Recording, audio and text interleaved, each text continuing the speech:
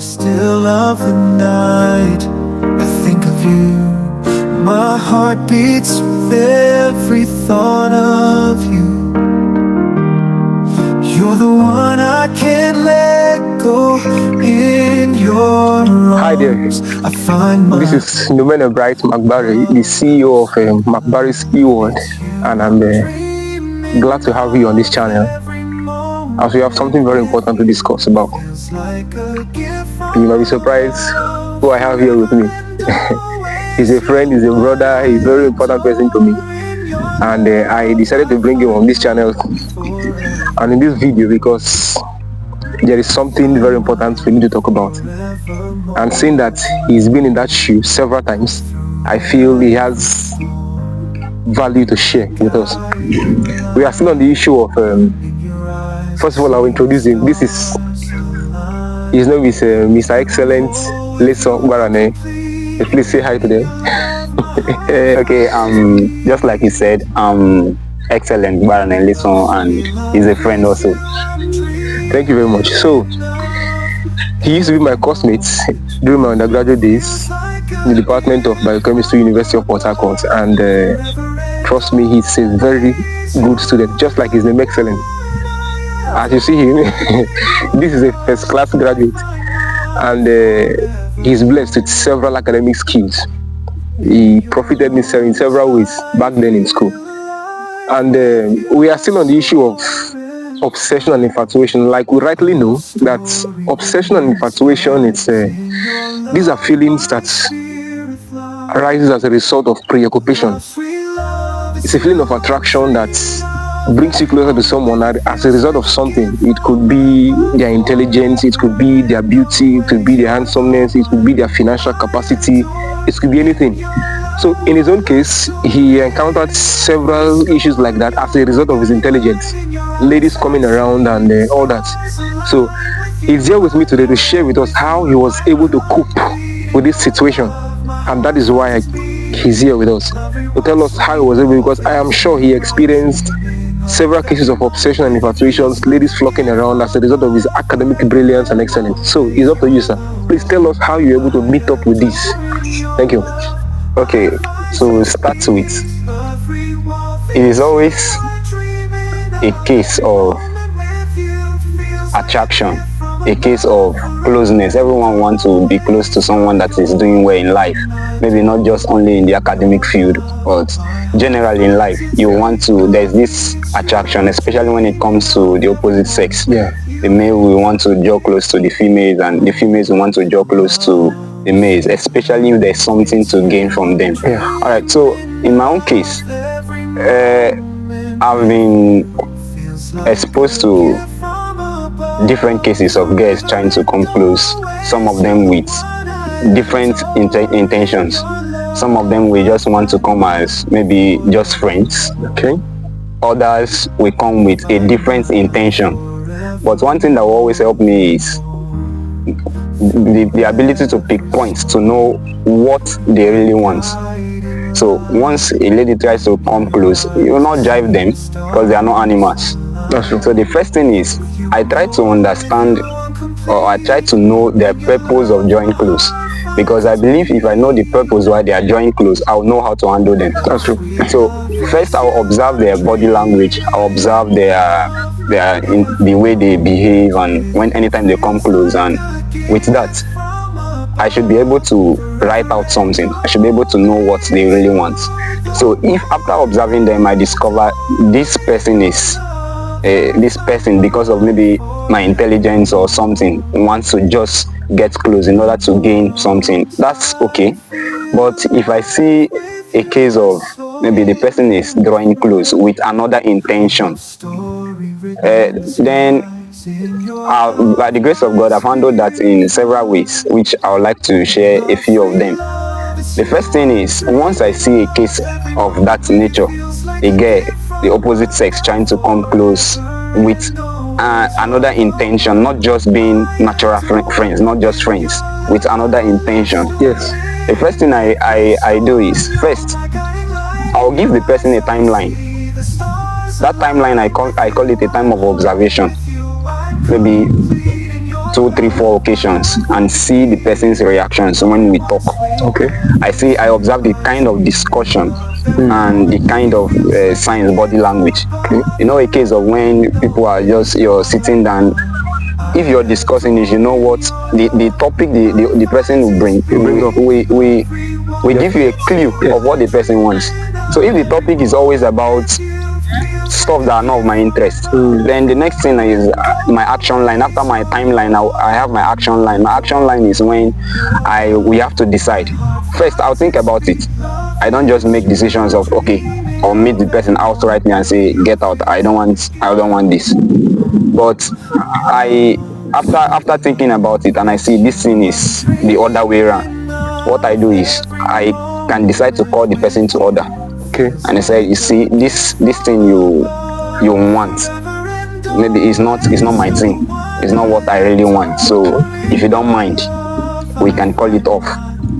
Or there are some kinds of persons, they don't come in the same form. Some persons will just come outrightly, meet you and say, okay, this is what I want from you. Some persons will come the corny way and they will just bring maybe stuff for you to explain for them. They are not interested in them understanding that stuff, they want something from you. Okay.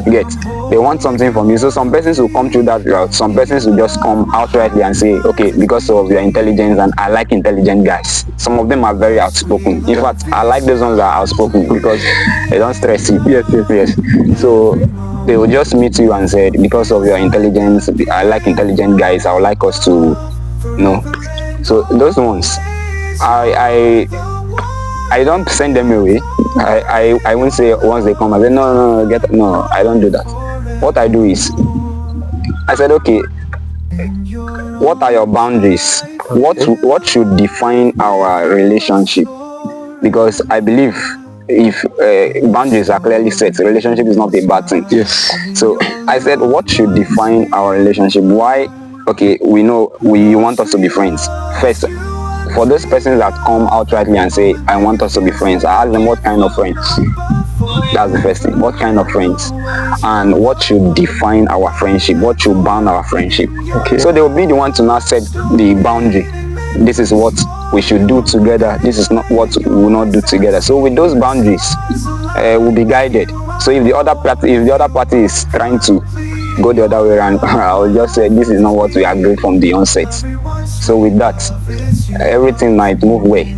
But if it still goes out of that, we call it off immediately to prevent further, so that no party will be embarrassed at the end. So basically, when they come, because they must surely come, because if they discover something in you, not just intelligence, there are other factors that ladies will always see in a man and would like to be close. Some of them are with good intention. That cannot be overspoken about. But some of them are with another intention that is a story for another day. But when they come that way, just observe what will I gain from this. Because I believe if two persons are in a relationship, or what do I say, if two persons are friends and only one party is gaining, is a parasitic relationship. Yes, it's parasitic. So, and myself, I won't like to get myself into such friendship. So before I make friends with someone or anything draws you close, and we must be close actually, in as much as you are gaining something, I should also be gaining something. It should be mutual. So yes, mutual relationship. Okay. So if I'm not gaining anything, or if I observe and I say this person coming close, you have nothing to offer, I wouldn't like to be friends with such persons, or I would not like to be very close to such persons. So first I observe, check. As you want to gain something, can I gain? Is there anything to offer? It must not be as much as you are gaining from me, but at least to offer something, so that it will not be a parasitic kind of relationship. I also observe this person. Is this someone that, if we are close, if we are really close, is this someone that we draw me back?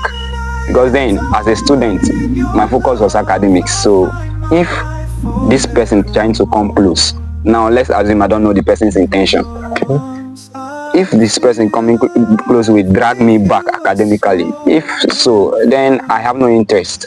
So I observe many things, I put so many things into consideration. But the bottom line is, anytime they come and I observe that this person you are showing forth and what is totally different from what you have in mind. That kind of persons, I'll just outright them. You are coming with the mindset that, okay, because of your intelligence or because of this, we can be better friends or better friends. That's what you portray, that's what you say, better friends. But what you have in mind is totally different from that. Once I discover that, we call it off. Because for you to have that in mind and you're not able to express it, it means you've been nursing other things in mind which I might not know. So basically, that's that. So thank you very much. To assist the audience, I will also ask some questions. You talked about boundaries in a relationship. You ask them to set boundaries. So can we know what are some of your boundaries when it comes to relationship with the opposite sex, to be specific? What are some of your boundaries with them? Okay, now some of the boundaries personally I set with the opposite sexes before we become friends or before we become close friends. Now we'll sit down and talk and discuss. This is what I like, this is what I don't like. Okay, I'm the academic kind of person. I like reading. You don't like reading. If you are my friend, you must read. You must read. One. Another thing is, we must not sit together in a lonely place and talk for too long time. So just even if we are discussing rights, to prevent just what other persons will see. Okay. I'm not saying you cannot sit and discuss. No, that's not what I mean. But you're there for 2-3 hours and it's not becoming suspicious. No, that's another boundary I try to set. Then another thing I try to say is the type of discussion when we are out there, because what people see most times is different from what is really going on, and before you know, you start hearing stories here and there. You know, there's this set of persons that maybe they are moving with someone that is someone that is very popular. When they are out there, they would like to show that this person is my friend. Yeah. And maybe in public now, you just want to hang around with me, put your hands over my shoulder and hold my hands and all those stuff, so that people will really see. Yeah. All those things, at first I set that boundary. We don't do all those stuffs. So we are not trying to create any impression out there. We are just friends and that's all. So, and other ones, the way we chat, the type of things you saying, you know, some persons, maybe they actually had this normal intention of being just friends, but as the friendship draws close, they try to bring in something. They start nursing some emotions, and before you know, the type of stickers they'll start sending, they start sending their pictures. Okay, today I'm cooking. They send the picture of the food they are cooking, and sometimes they even send their not pictures, which is totally unacceptable. So all those things are some boundaries we set, especially when we are out there, so that we don't create any impression of what is not actually going on. Okay. So I have another question. Has it happened in any time or in any of these cases that you also find yourself interested in any of these ladies? Okay, if I find myself, yes. Okay, just like I said earlier on, you must see something you like in someone. Okay. And myself, I'm a kind of person that I'm not restricted by this gender of this stuff. I see something I will gain from this person. Nothing stops me from being close to that person. Oh, that's just true. To gain from that person. That's true. And not with an ulterior motive. Not with an ulterior motive. So it have happened that some certain times I'll see someone that maybe this person have what I really want. Okay, the academic setting, this person can teach me what I need to understand. I get close to that person. In fact, there was a particular occasion when one thing about my academic life that most persons don't know is I'm not good at note keeping, note writing. So I met one of my classmates that was very good, a lady, very good at note keeping, like you see handwriting. So I met her and said, I like your, in fact, because of that, just that note keeping and the way the handwriting was neat, lecturer is teaching everything word to word is, because of that, I just drew close to her because of that. And I met her one day and said, well, this is your note keeping skills, you have to teach me. From there, we became friends, not with an ulterior motive. So nothing stops me if I see something I like in someone, drawing close, nothing stops me. Alright. That was a good one. So I believe we learned a lot from this video, and Just like we've said in the channel that, and like you said also, when you're good at something, it's not just restricted to male alone. Females also, when you're good at something or when there is something you have, people will always draw close. And so it is left for you to decide what you want. Just like he said, he's the academic kind of person. And so whatever will try to distract him from that line, he ensures that there is a boundary to shield that distraction. And so the ball is in our court. It is left for you out there. And it's up to you also to know what you want. Know what you want. In as much as you're intelligent, in as much as you're beautiful, you're handsome, always know that people will come around. People will come around. But then it is your disposition, your reaction towards them that determines if they can actually distract you or get what they want from you, or you'll be able to keep yourself without falling prey. And like we said on the channel also, that obsession and infatuation are not tangible reasons enough to get into a relationship. They are not love. They are not love. They're only preoccupations that are temporal. We call them temporal because if you find someone better, just assume a lady getting closer to him because of intelligence. If that lady should meet someone who is better, perhaps she might lose interest. That thing she feels she has for him and begin to fade. And so you can see you're going to a relationship because of obsession and infatuation. That is why we need to be emotionally intelligent. We need to understand our emotions so we can help ourselves. Alright, as a form of advertisement also, this is Mr. Excellent, and like I said, he's an academic guru, trust me.